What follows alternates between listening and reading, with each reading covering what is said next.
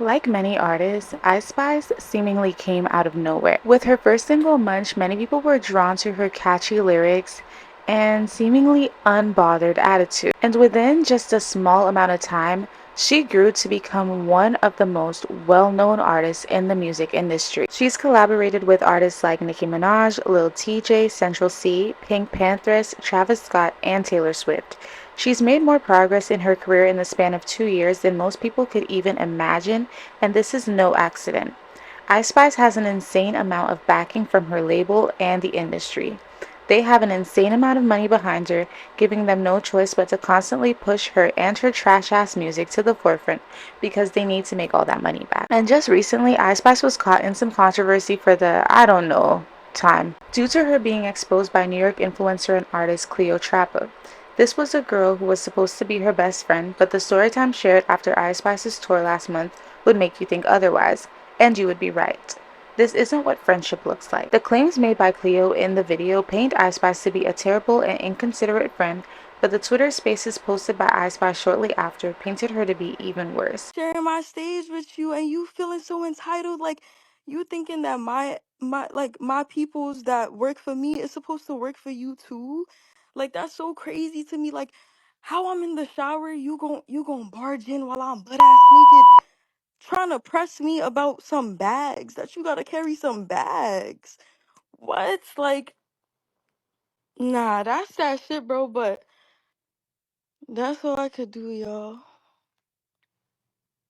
All I could do is sigh about it, cause it's just like, what can you do, bro? It's like, damn, crash outs and they going on rants, bro. Crash outs and they going on rants, but fuck it though. At the end of the day, it's whatever, bro. Like this shit comes with it, you know. Like y'all see clearly, this will come with it, bro. Right? So fuck it. In my opinion, it did give soulless, and it definitely did give the fame got to your head to the point where you just don't know how to be a decent human being anymore. If what Cleo said is completely accurate, which I'm leaning on the side that I do believe her for the most part because clearly I wasn't there, Ice Spice told Cleo that they would be together and that she basically didn't need to worry about anything. Upon getting there, the situation turned out to be the very opposite. And we do later find out from the people who were there allegedly that Cleo Trapp was being honest. In fact, a lot of what happened was a lot worse. Like, damn, the girl couldn't even get a slice of pizza? I think this whole situation brought up a very important conversation though. Are your faves really making as much money as you think they are? I thought about this because while Ice Spice is a shitty friend and there was a lot of conversation surrounding that, there was also a lot of conversation surrounding her money and the fact that she should be able to do anything because of how rich and famous she is. Well, famous maybe, but rich? It was low, it was tight in there. We was stopping. It was the same sweats every day. It's the grind. Yeah. We was having egg fights at the stop. Bow, nigga. it's the fun shit. When you stop at the store, get your shit, nigga throw a sandwich at you. Bow. What's the difference? Y'all always broke. It's different. When we all broke, we all wearing the same sweats. We don't give a fuck. They all broke. Ice Spice not.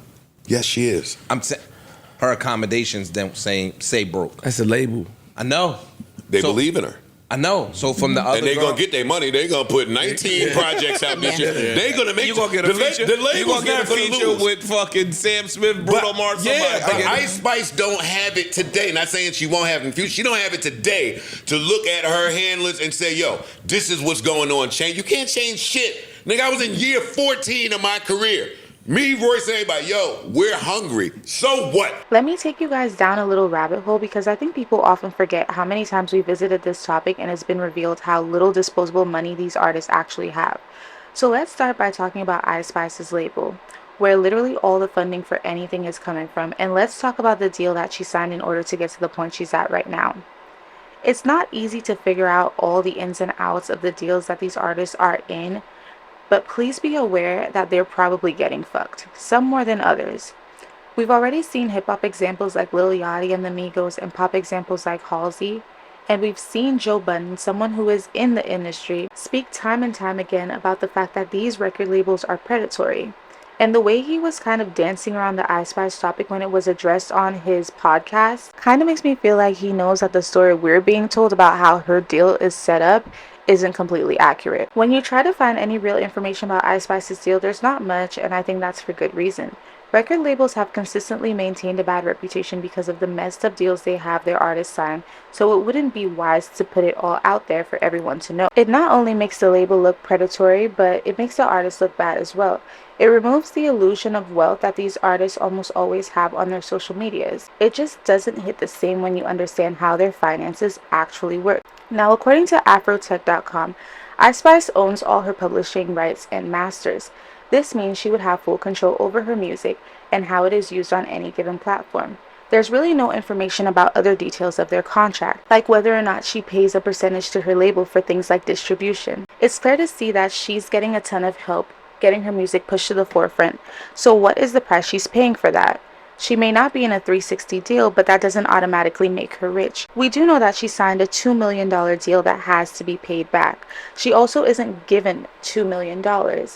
That's a huge misconception. That's how much money is being put up to grow her career at the stage it's in, and when it comes to music, $2 million isn't an insane amount of money, especially when you think about the costs of promotion, wardrobe, venues, features, merch, etc. And if she has control over all her music, like sources are saying, why was she affected by UMG and TikTok severing ties? If you're not sure what a 360 deal is, it's one where the artist has to pay a percentage of all of their revenue to the label that they're signed to.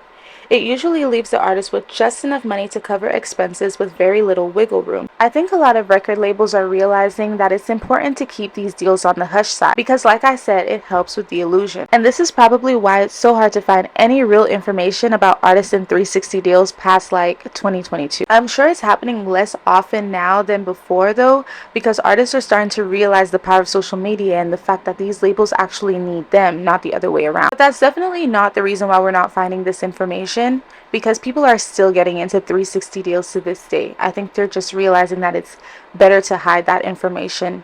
It's better to not publicize it for the artist and for the label, unfortunately. Either way, when we think about artists who don't need labels, I don't think Ice Spice is one of them. I think she 100% needed the privilege she received due to the repetitive and low effort nature of her music and the fact that without them, she probably would have died out as a one-hit wonder. Not to say that labels automatically make you past that point, but they saw an opportunity to push her with her entire package and they definitely took it. This is why they won't let things go, like her twerking on stage regardless of the event, because it's part of the brand, it's part of the formula. And that's probably part of the reason why she looks so over it, why she looks so depressed.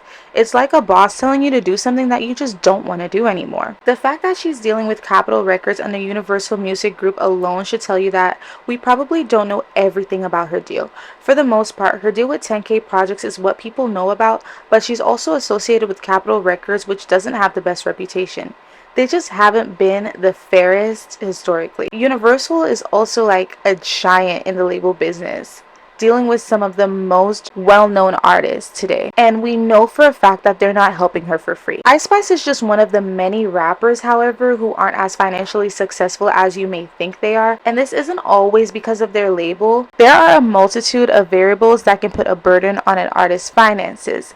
Like I mentioned before, there's promotion, wardrobe, venues, etc. But there's also this article on djbooth.net, and you guys are encouraged to check out this article because it just gives really good insight into where artists' money tends to go more often times than not. It also kind of shines a light on the fact that these artists aren't as rich as people think they are. It also talks about the investment it takes to even make music. Like, it talks about Kanye West needing to spend around $80,000 just to get the album cover he wanted. It talks about clearing samples and the amount of money it can cost to clear a sample sometimes. For example, rapper Danny Brown actually spent $70,000 to clear samples for Atrocity Exhibition.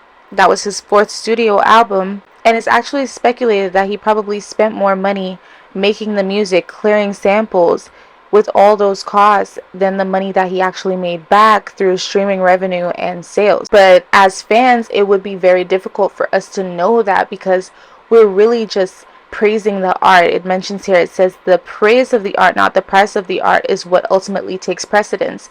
So when we're viewing hip hop from a fan perspective, it's very difficult for us to get things a little bit twisted and not to understand that it costs a lot of money to make music, and being under a label as well, I mean, it's a recipe for not getting the return that you honestly should. So yeah, when you think about your faves in today's day and age that seem to have rose to fame so quickly, think about all of the people that came before them, and also think about how big they seemingly were before they filed for bankruptcy, or maybe they just became irrelevant again. It's important to think about the fact that these artists may rise really quickly, but they also inevitably fall very quickly as well. And a lot of these artists end up leaving the industry with a ton of debt, because like I said, a lot of these deals, a lot of these $1 million contracts are just high interest loans that need to be paid back. We just need to remember that there are very powerful people, businesses, organizations fronting that money, and that nothing is ever actually free. But I do want to know you guys' thoughts and opinions about this topic. Let me know in the comments down below if you've ever read up about a label who did an artist extremely dirty, or if you know about any music artists that I didn't mention in this video or did mention in this video and you have like more tea on that. It's always good for us to have these discussions and have honest conversations about the things that we're consuming in the media. Please leave your comments down below. I can't wait to read them. Like this video if you enjoyed it, and please subscribe if you haven't already, and I will see you guys in the next video. Bye.